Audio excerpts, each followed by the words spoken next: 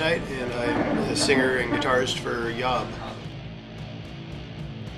You know, we've been doing handfuls of shows around, I guess, around the world, really, like here and there, you know, flying around and playing local shows. And you know, this year we're contemplating touring more. We're just kind of trying to decide if that's going to work well or ruin our lives. Yeah, right. But I'm really excited about the new stuff we're writing on. I mean, I think on every album we try to choose a different vibe and a different kind of theme in the vibe. And so with this album, there's a lot of very heavily Middle Eastern sounds, a lot more. I mean, there's definitely still a lot of death roars, but a lot, kind of, for me, a lot more challenging singing, a lot more complex vocal lines, and there's some stuff that's truly the most riffy and bashing we've ever been. Like, and then there's stuff that has a lot of space in it too, and there'll be one piece that'll be primarily a lot of ethnic instruments and classical guitars, and there'll be just some very discordant, messed up, weird riffing. So it's just kind of a gamut of everything that we do and all the bands that we're into. But I do think it's definitely going to be a record that'll stand with and apart from our other records.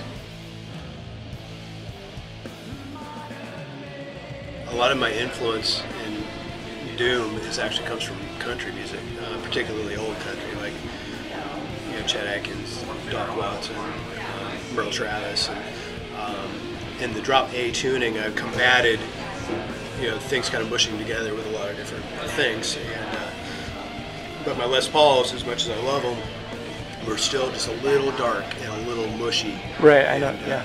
So the Monson guitars have a little longer scale, maple neck versus mahogany neck. It's much more denser wood. It's a little brighter, but yet they're still blower heavy sounding, but as far as all my chord melody stuff, it just comes through cleaner and clearer, while still being, very heavy. So that's the main issue. The way that they're cut too gives me a lot better access to higher frets if I want it. Is it 22 or 24? It's 22. Okay. I still like where the harmonics sit on a 22 fret neck. But they are it is about a quarter of an inch longer, so it's 25 instead of 24 3/4. Right. And it makes a big difference.